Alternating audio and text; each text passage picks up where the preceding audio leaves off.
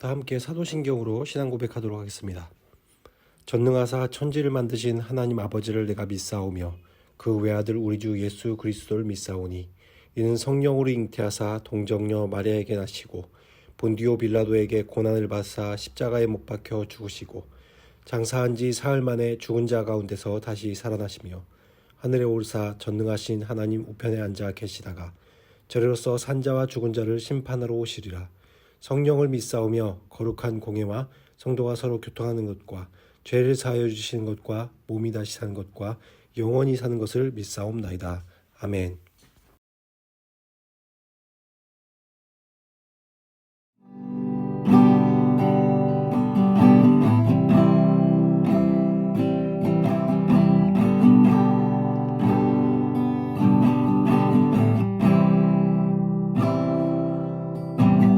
표현 못해도 나 표현하리라. 나 고백 못해도 나 고백하리라. 나 할 수 없어도 나 알아가리라. 나 닮지 못해도 나 닮아가리라. 표현 못해도 나 표현하리라. 나 고백 못해도 나 고백하리라. 나 할 수 없어도 나 알아가리라. 나 닮지 못해도 나 닮아가리라. 그 사람 얼마나 아름다운지, 그 사람 얼마나 날 부욕해 하는지, 그 사람 얼마나 크고 놀라운지는, 그 사람 얼마나 나를 감격하게 하는지. 다 표현 못해도 나 표현하리라. 다 고백 못해도 나 고백하리라. 나 할 수 없어도 나 알아가리라. 나 닮지 못해도 나 닮아가리라. 그 사랑 얼마나 아름다운지, 그 사랑 얼마나 날 부욕해 하는지, 그 사랑 얼마나 크고 놀라운지, 그 사랑 얼마나 나를 감격하게 하는지.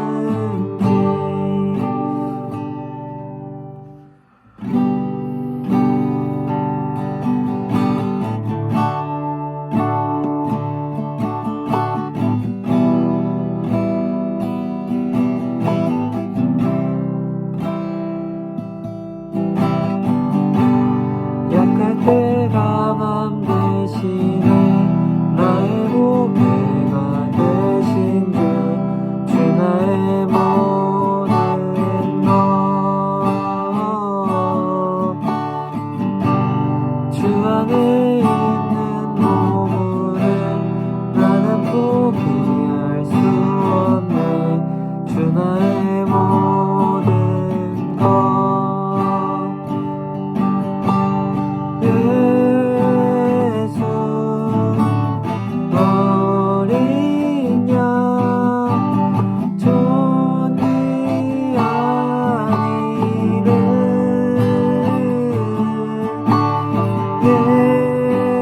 예수 어린 양 존귀한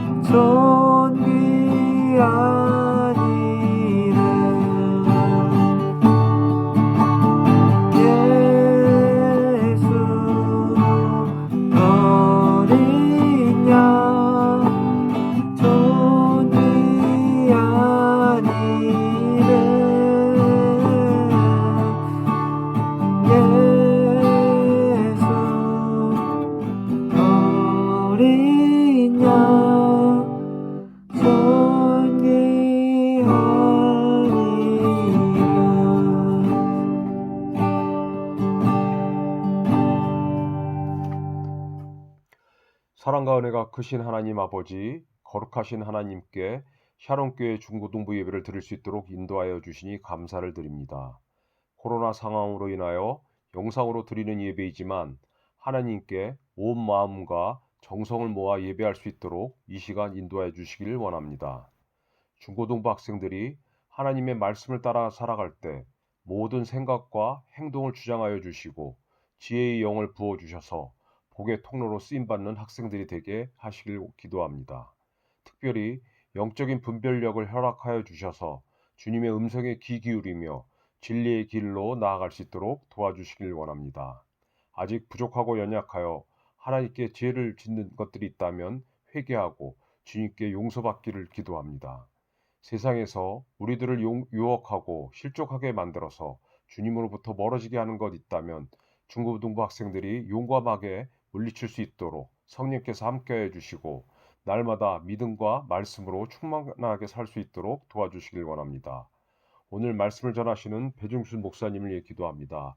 항상 성령 충만함으로 주님과 동행하게 하시고 말씀을 전하실 때 놀라운 하나님의 은혜가 목사님과 중고등부에 함께 하시길 간절히 원합니다.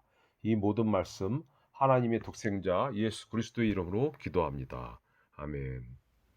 오늘 보실 말씀은 창세기 30장 9절에서 24절 말씀입니다. 창세기 30장 9절에서 24절 말씀입니다. 구약성경 44쪽 정도에 있습니다. 다 함께 한 목소리로 함께 말씀을 읽도록 하겠습니다.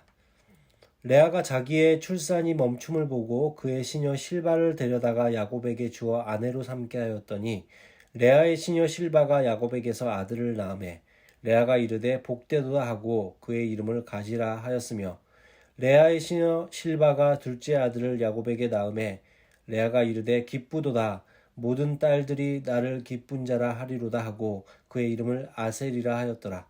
밀 거둘 때 르우벤이 나가서 들에서 합 한 채를 얻어 그의 어머니 레아에게 드렸더니 라헬이 레아에게 이르되 언니의 아들의 합 한 채를 청구하노라. 레아가 그에게 이르되 내가 내 남편을 빼앗은 것이 작은 일이냐? 그런데 내가 내 아들의 합 한 채도 빼앗고자 하느냐? 라헬이 이르되 그러면 언니의 아들의 합 한 채 대신에 오늘 밤에 내 남편이 언니와 동침하리라 하니라. 저물 때 야곱이 들에서 돌아오매 레아가 나와 그를 영접하며 이르되 내게로 들어오라. 내가 내 아들의 합 한 채로 당신을 샀노라. 그 밤에 야곱이 그와 동침하였더라. 하나님이 레아의 소원을 들으셨으므로 그가 임신하여 다섯째 아들을 야곱에게 낳은지라. 레아가 이르되 내가 내 시녀를 내 남편에게 주었으므로 하나님이 내게 그 값을 주셨다 하고 그의 이름을 이사가리라 하였으며 레아가 다시 임신하여 여섯째 아들을 야곱에게 낳은지라. 레아가 이르되 하나님이 내게 후한 선물을 주시도다. 내가 남편에게 여섯 아들을 낳았으니 이제는 그가 나와 함께 살리라 하고 그의 이름을 스불론이라 하였으며 그 후에 그가 딸을 낳고 그의 이름을 디나라 하였더라. 하나님이 라헬을 생각하신지라. 하나님이 그의 소원을 들으시고 그의 태를 여셨으므로 그가 임신하여 아들을 낳고 이르되 하나님이 내 부끄러움을 씻으셨다 하고 그 이름을 요셉이라 하니 여호와는 다시 다른 아들을 내게 더하시기를 원하노라 하였더라. 아멘. 중고등부 친구들 안녕하세요. 이번 주에 우리가 부득이 이렇게 현장에서 예배를 드리지 못하고 영상으로 예배를 대체해서 드리게 되었습니다. 지난번에도 한번 이제 교육자 중에서 이제 코로나 확정을 받은 양성 판정을 받은 이제 교육자가 있어서 잠시 영상으로 예배를 드렸던 적이 있는데요. 이번 주에도 지난번에 이어서 교육자 중에서 2명이나 이제 코로나 양성 판정을 받았습니다. 저는 다행히 이제 코로나 음성 판정을 받아서 예배를 드리는데 사실 지장은 없지만 그래도 혹시나 하는 마음에 이제 교회가 이제 그렇게 결정을 한 것이고요. 물론 이제 저희 부서만 그런 것이 아니라 모든 교육부서가 다 그렇게 하도록 하였습니다. 그래서 우리가 비록 상황은 이렇게 영상으로 예배를 드릴 수밖에 없는 상황 가운데 있지만 여러분이 예배드리는 그 자리에 하나님께서 임재해 주시고 또 오늘도 주님께서 함께 하실 걸 믿으면서 우리가 하나님 말씀에 집중하여 듣고 또 기도하는 그런 시간들을 가졌으면 좋겠습니다. 우리가 계속해서 지금 야곱의 이야기들을 보고 있죠. 지난주에 어떤 일이 있었습니까? 야곱이 형 에서에게서 이 장자의 축복의 기도를 뺐죠. 그러니까 아버지를 속여서, 아버지 이삭을 속여서 형이 에서에게 주려고 했던 장자의 그 기도를 야곱이 가로챕니다. 그리고 그 일로 인해서 형의 분노를 사게 되고 형에게 살인을 당하는 것을 피해서 이제 도피를 해야 되는 상황에 이르는 것이죠. 그래서 어머니 이야기를 듣고 외삼촌 집에 가서 잠시 이제 지낼 생각으로 이제 도피를 합니다. 그래서 29장 14절에 보면 이제 외삼촌 라반의 집에 도착했어요. 그래서 한 달 정도를 이제 거주하면서 일손을 이제 돕고 있었습니다. 그리고 라반이 하는 일은 주로 목축이었기 때문에 주로 양치기죠. 양치기 일을 하고 있었어요. 근데 외삼촌이 이렇게 얘기를 하는 거예요. 야, 네가 비록 내 생질이지만 내가 어찌 그냥 일을 너에게 그냥 시키겠냐? 네가 급여를 어떻게 좀 책정하면 좋을지 네가 좀 생각해봐라. 내가 계산을 줄게. 라고 이제 한 달 정도 일하고 나서 이제 이제부터는 내가 급여를 주겠다. 집에 머무는 동안 계속해서 이제 돈을 주겠다라고 얘기한 거죠. 근데 야곱이 보니까 일단 외삼촌 집에 딸이 2명이 있었어요. 근데 그 중에 둘째 딸인 이 라헬이라는 그 이제 자기 사촌이죠. 사촌이 너무 예쁘고 이제 마음에 드는 거예요. 그래서 야곱이 이렇게 얘기합니다. 삼촌, 외삼촌, 저에게 품삯 대신에 작은 딸 라헬을 저에게 아내를 주십시오. 그러면 제가 7년 동안 제가 일해 드릴게요. 이렇게 이야기를 한 거예요. 우리가 이렇게 생각하면, 잠깐만, 사촌끼리 결혼한다고? 이거 근친상간 아니야? 우리들이 이렇게 생각할 수 있지만, 사실, 한국은 그것을 금하고 있지만, 사촌의 결혼이 합법적인 나라가 훨씬 많습니다. 그래서 우리가, 지도를 한번 보시면, 이 지도에 보시면 이제, 파란색으로 표시한 나라들은 다, 사촌의 결혼을 허용한 나라들이에요. 그래서 캐나다, 일본, 러시아, 뭐 유럽, 남미, 아프리카, 호주는 다 합법이고요. 오히려 불법인 나라가 이제 빨간색으로 표시되는 나라가 불법인데 미국과 중국과 한국을 빼면 사실 별로 사촌의 결혼을 반대하지 않아요. 우리나라나 중국은 유교 문화 때문에 이제 그런 것들이 생겼고요. 아무튼 특히나 이제 고대에서는 이 사촌의 결혼을 이상하게 생각하지 않는 어찌 보면 당연한 문화였습니다. 그렇기 때문에 라반도 오케이, 딴 사람에게 내 딸을 주는 것보다 너에게 주는 게 낫지 라고 얘기해서 이제 계약을 하게 됩니다. 그래서 29장 21절에 보면 야곱이 정말 7년을 열심히 일했어요. 그래서 7년의 기간을 다 채워서 외삼촌에게 이렇게 말합니다. 외삼촌, 기간을 이제 다 채웠으니까 저에게 라헬을 아내를 주십시오 라고 얘기를 합니다. 그러니까 22절에 라반은 사람들을 이제 모아놓고 일종의 결혼 파티를 연 거예요. 그래서 이제 결혼 파티를 막 이렇게 굉장히 이제 성대하게 하거든요. 이 중동에서의 어떤 결혼의 풍습은 굉장히 성대합니다. 그래서 많은 사람들이 와서 함께 잔치를 하면서 마을 주민들이 와서 같이 잔치를 했겠죠. 그리고 나서 이제 밤이 되어서 야곱이 이제 첫날밤을 보내게 되는데 아침에 이제 일어나서 딱 옆에 보니까 이게 뭐야? 옆에 있는 사람이 이게 작은 딸 라헬이 아닌 거예요. 첫째 레아가 옆에 누워 있는 거예요. 여러분 굉장히 당황스럽죠? 아니, 내가 분명히 결혼했고 같이 첫날밤을 보냈는데 옆에 누가 누워 있었는지를 모른다? 우리들의 상식으로는 좀 약간 이해가 가지 않을 수 있지만 우리들의 상황을 생각해 보면 당시에 어떤 그 텐트에서 생활했잖아요. 텐트에는 굉장히 어두웠을 것이고 또한 굉장히 술에 만취한 상태였을 수 있죠. 그런데다가 이제 레아에게 아버지가 이제 라반이 야, 너 라헬이 아닌 게 들키면 안 되니까 너 조용히 있어. 한마디도 하지 마.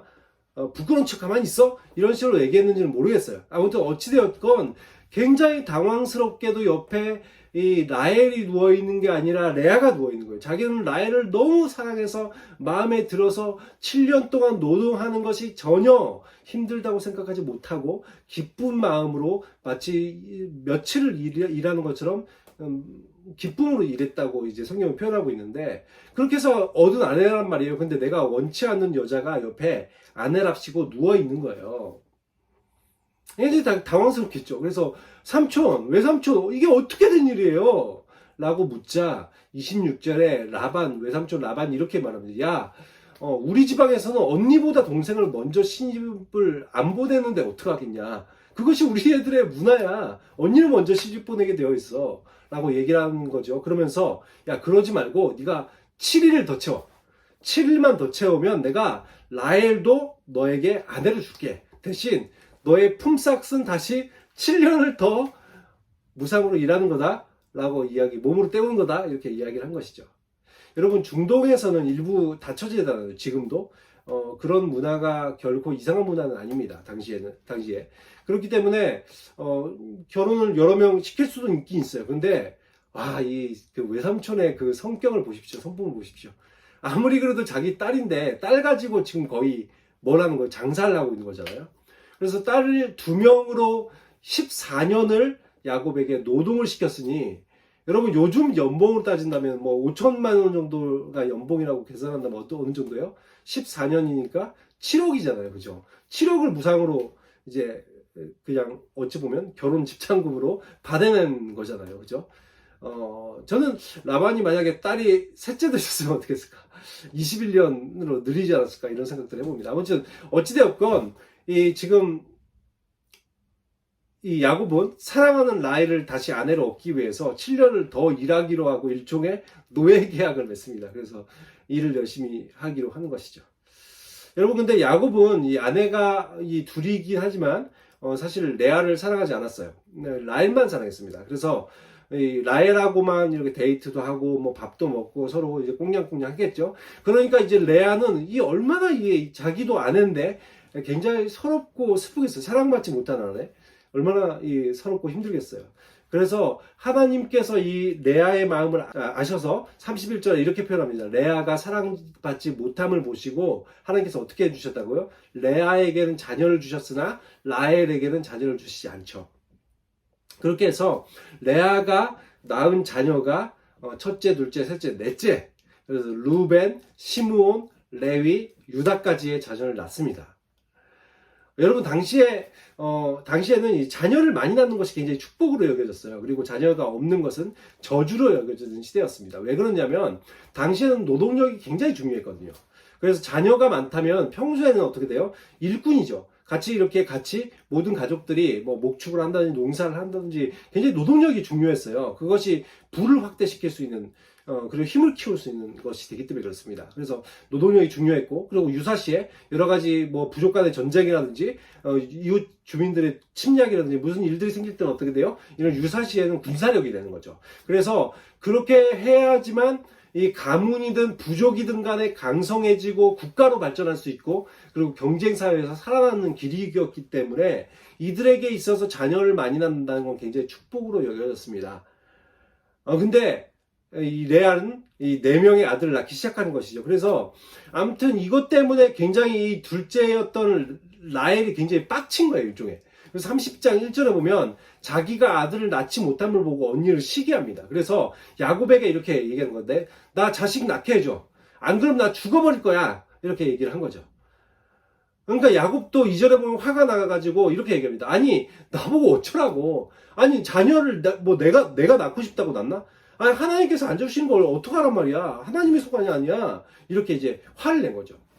여러분, 이런 일을 겪었을 때 만약에 이 부부가 간절히 하나님께 매달려 기도하는 자세를 가졌으면 얼마나 좋았을까요? 사실 어떻습니까? 이 바로 부모님이었던 이 이삭과 리브가는 실제로 자녀를 20년 동안 19년째 낳지 못하고 있을 때 기도해서 결국 자녀를 20년째 낳았지 않습니까? 그래서 자녀를 낳는 축복을 받았던 것처럼 이들도 만약 기도했으면 얼마나 좋았을까. 그러나 야곱과 라헬의 신앙은 그렇게 신앙이 좋은 부부가 아니었어요.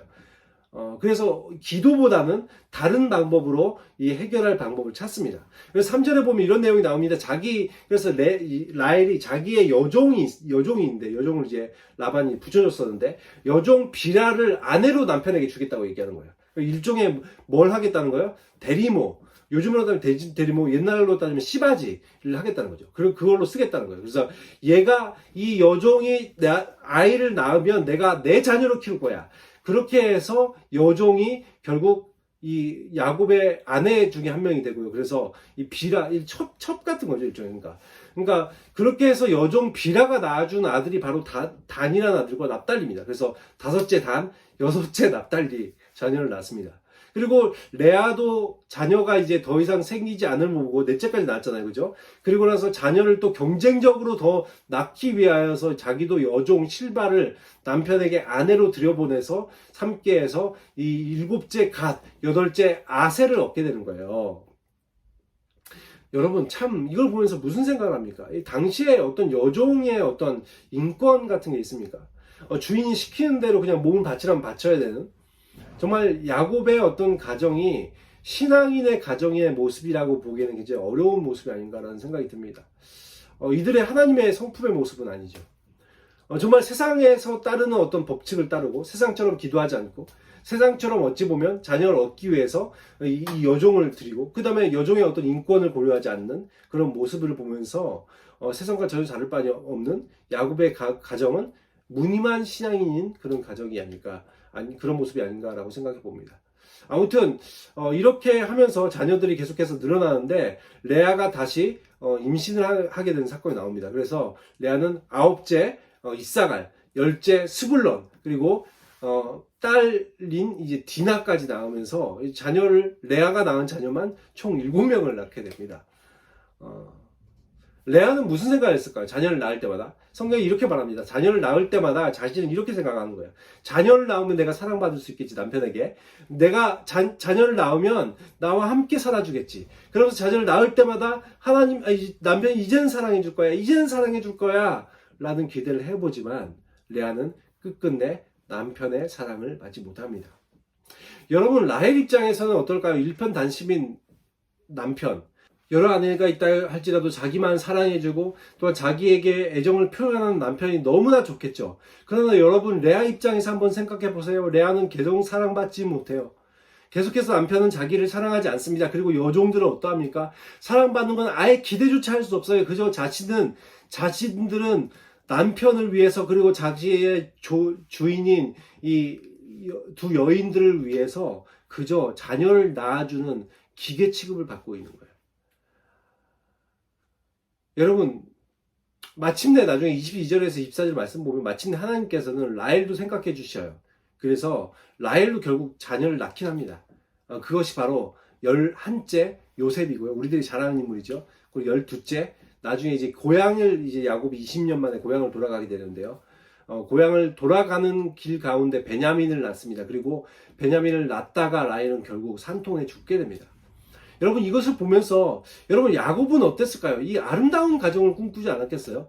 내가 정말 아름다운 가정을 만들고 싶었겠죠. 당연히 사랑하는 아내와 함께 단란한 가정을 이루어서 나도 정말 가정이 화목하기를, 그리고 나아가 더욱더 큰 부족으로 발전하며 세상 가운데서 영향력 있는 그런 가정이 되기를 꿈꿔왔지 않겠습니까? 그러나 결국 이 야곱은 신앙인다운 어떤 건강한 어떤 가정의 가정을 세우는 데는 실패하고 맙니다. 오히려 그는 굉장히 이 파란만장한 삶을 살게 되는데요. 이 과거부터 한번 생각해 보세요. 그는 장자권을 둘러싼 어떤 형과의 갈등, 그리고 결국 도망을 가게 되고 늦게나마 결혼해서 사랑하는 아내를 얻게 되었지만 결국 10여 년 만에 사랑하는 아내를 잃게 되고요. 또 장자였던 첫째 이 루벤이라는 아들은 심지어 이 자신의 여종이자 또한 아내인 비라는 심지어 자녀들도 야곱의 자녀들까지 낳았잖아요, 그죠? 근데 그 비라를 이 첫째인 루벤이 심지어 이 비라와 함께 이 불륜을 저질러요. 거기다가 하나밖에 없는 딸은 성폭행을 당하고요. 또 복수하겠다고 이 누이가 성폭행 당한 것을 복수하겠다고 두 아들인 이 시몬과 레위가 수많은 사람들을 살육하는 이 살인자가 되고 맙니다. 그리고 가장 사랑하는 아들이었던 요셉은 어떻게 돼요? 형들의 시기로 인해서 결국 죽은 줄만 알았죠. 죽은 줄만 알다가 한참 세월이 흐르고 나서야 다시 상봉하게 되는 그런 장면이 나오는데, 아무튼 요셉은 형들의 시기로 노예로 팔려가게 되는, 그래서 결국 야곱이 나중에 말년이 되어서 130세 때 뭐라고 고백해요? 그 파라오 앞에서 이렇게 얘기하죠. 내가 험악한 인생을 살았습니다. 험악한 세월을 살았습니다. 나그네 길 험악한 세월을 살았습니다. 여러분, 정말 그렇죠. 정말 야곱은 험악한 삶을 살았어요. 여러분, 야곱의 가정은 어떻습니까? 이게 굉장히 깨어진 가정이에요. 상처가 많은 가정이에요. 이 콩가루 집안이죠. 근데 여러분, 이런 집안에 소망이 있을까요? 이런 집안에 소망이 있을까요? 근데 놀라운 것은 하나님은 그럼에도 불구하고 이 야곱 가정을 이스라엘이라는 나라로 세워주신다는 거예요. 그리고 이 12명의 자녀들을 12지파라는 그 이스라엘 내 12개의 지파로 만들어준다는 거예요. 되게 하신다는 거예요. 여러분, 하나님은 우리들이 특별하고 어떤 탁월한 사람이어서 하나님의 일에 쓰시는 것이 아닙니다. 여러분, 야곱을 보십시오. 야곱은 정말 보잘것없는 사람이고 어찌 보면 이 깨어진 가정의 사람이고, 그런데 이들을 통해서 하나님 나라의 일을 위해서 사용하신다는 거예요. 그리고 이것은 우리들에게도 굉장히 중요한 메시지가 됩니다. 여러분, 이런 가정도, 야곱과 같은 가정도 하나님 나라가 되게 하셨다면 하나님께서는 어떻게 하실 수 있을까요? 나와 여러분 같은 부족한 사람들, 그리고 우리 가정도 하나님의 나라로 세워가실 수 있는 분이십니다. 그래서 고린도전서 1장 27절부터 29절 말씀에 이런 말씀 나와있죠. 함께 읽어볼까요? 형제들아, 너희를 부르심을 보라. 육체를 따라 지혜로운 자가 많지 아니하며 능한 자가 많지 아니하며 문벌 좋은 자가 많지 아니하도다. 그러나 하나님께서 세상에 미련한 것들을 택하사 지혜 있는 자들을 부끄럽게 하려 하시고, 세상에 약한 것들을 택하사 강한 것들을 부끄럽게 하려 하시며, 하나님께서 세상에 천한 것들과 멸시받는 것들과 없는 것들을 택하사 있는 것들을 폐하려 하시나니 이는 아무 육체도 하나님 앞에서 자랑하지 못하게 하람이니라.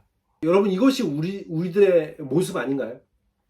우리들은 잘난 사람들이 아니죠. 그러나 하나님께서는 우리 같은 약한 자들을 통해서 역사하십니다. 내 가정의 어떤 상황, 내 출신의 어떤 배경들, 성장 배경, 내가 능력이 없고 또는 과거가 어떠했던지 간에 하나님은 부족한 자, 약한 자, 미련한 자를 통해서 하나님의 나라의 일을 이루어 가시는 분이십니다.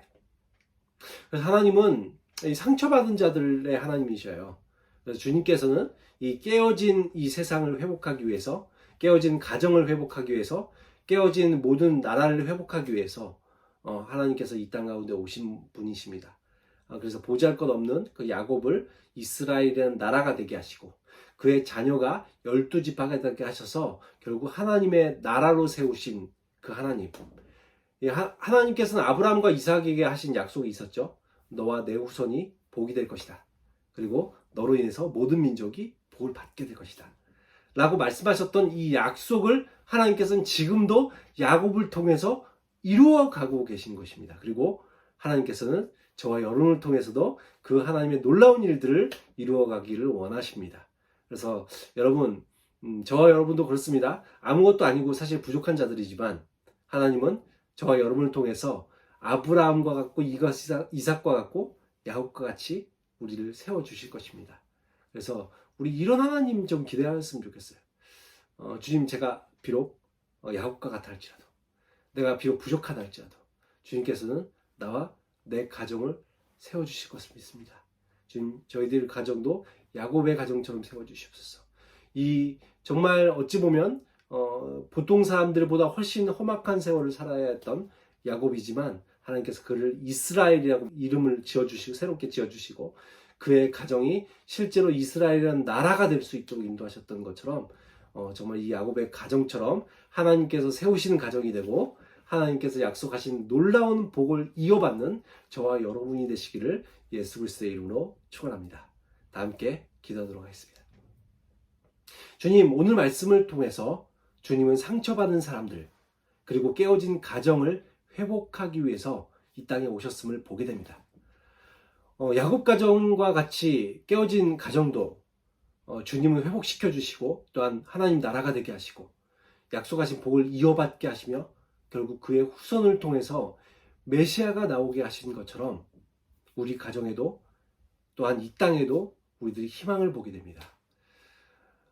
저희 가정의 상황이 어떠하든지 혹은 내가 능력이 없고 연약하다 할지라도 하나님은 나를 통해서 또한 내 가정을 통해서 놀라운 하나님의 나라의 일을 이루어 가실 것을 믿습니다. 우리 가정이 주님께서 세우시는 가정이 될 수 있도록 인도하여 주시고 주님 아브라함에게 하신 그 약속이 그리고 이삭과 야곱을 통해서 그의 후손들에게 이루어진 그 약속이 우리 가정에게도 이루어지는 놀라운 은혜를 베풀어 주시옵소서.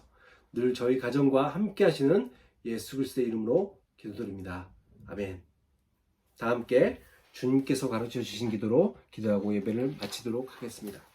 하늘에 계신 우리 아버지여, 이름이 거룩히 여김을 받으시오며 나라가 임하시오며 뜻이 하늘에서 이루어지는 것 같이 땅에서도 이루어지이다.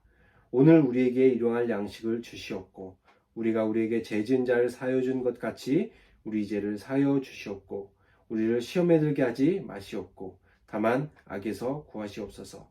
대개 나라와 권세와 영광이 아버지께 영원히 있사옵나이다. 아멘.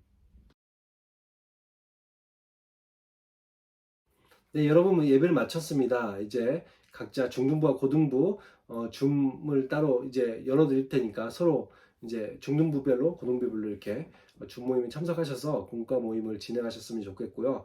혹여 이제 줌에는 못 들어온다 할지라도 유튜브를 통해서 이렇게 한 가정에서 예배를 드린 친구들은 톡에다 좀 남겨주세요. 그래서 예배를 드렸다 남겨주시면 좋을 것 같습니다. 그러면 이제 다음 주에 또 만나요. 안녕.